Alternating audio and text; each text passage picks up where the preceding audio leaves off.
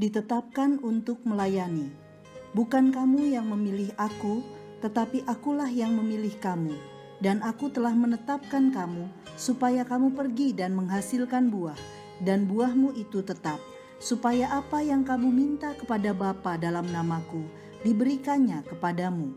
Yohanes 15 ayat 16. Sahabat Iktus yang dikasihi Tuhan, setiap orang yang telah diselamatkan dipanggil untuk melayani Tuhan.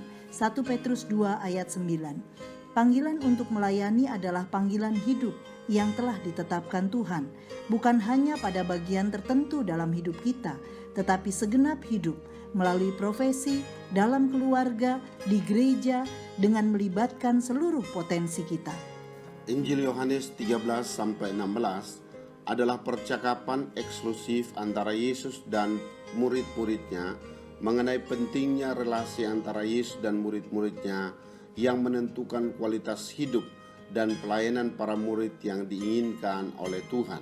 Ada 3 hal penting yang harus kita pahami tentang bagian ini.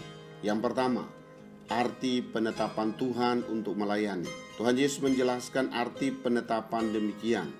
Pertama, bukan kamu yang memilih aku, tetapi akulah yang memilih kamu. Secara jelas, bagian ini berbicara tentang hak prerogatif dan kedaulatan Tuhan Yesus untuk memilih mereka untuk menjadi murid Kristus. Kedua, dan aku telah menetapkan kamu.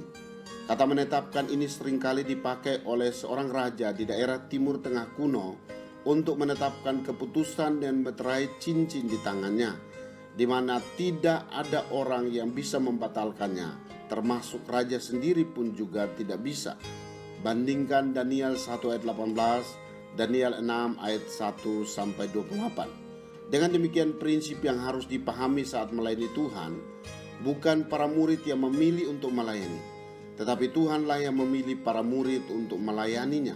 Matius 4 ayat 19. Dan jika para murid dipilih untuk melayani, itu adalah hak istimewa dan anugerah, bukan karena keadaan atau latar belakang para murid. 2. Tujuan penetapan Tuhan untuk melayani.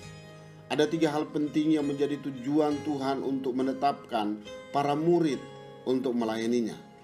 Pertama, supaya kamu pergi. Kata ini berarti bergerak atau berpindah, melakukan sesuatu dan jangan diam. Kedua, menghasilkan buah. Kata buah dalam bahasa aslinya, karpos, memiliki arti luas, kehidupan yang memberi nilai tambah bagi orang lain atau memberi dampak bagi orang lain. Ketiga, buahmu tetap. Artinya buah yang bernilai kekal, yaitu tentang jiwa-jiwa yang dipersembahkan kepada Tuhan. 3. Garansi bagi orang yang taat pada penetapan Tuhan untuk melayani. Tuhan menyediakan jaminan atas kehidupan baik masa kini, yaitu kebutuhan hidup sehari-hari, dan juga jaminan masa mendatang, yaitu kehidupan kekal dalam kerajaan surga. Apa yang kamu minta kepada Bapa dalam namaku, diberikannya kepadamu. Ia tidak pernah gagal, segala janjinya pasti tergenapi. Sahabat Iktus yang dikasihi Tuhan, bukankah sebuah hak istimewa dari miliaran orang di seluruh dunia, Tuhan memanggil kita untuk melayaninya? Ia telah menetapkan dan tidak ada yang dapat membatalkannya.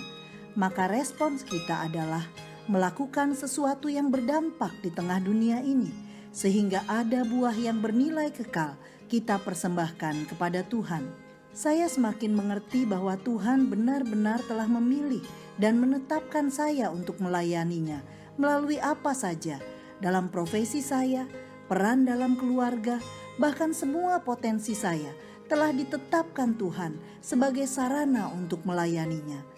Fokus utama saya dalam hidup adalah menghasilkan buah yang bernilai kekal bagi kemuliaannya. Sahabat Iktus yang dikasihi Tuhan, sudahkah saya menyadari bahwa saya ditetapkan untuk melayaninya? Buah apa yang saya hasilkan dalam pelayanan saya kepadanya?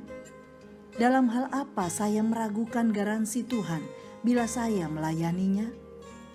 Tuhan Yesus, terima kasih untuk hak istimewa yang saya terima ketika Engkau menetapkan saya untuk melayani-Mu.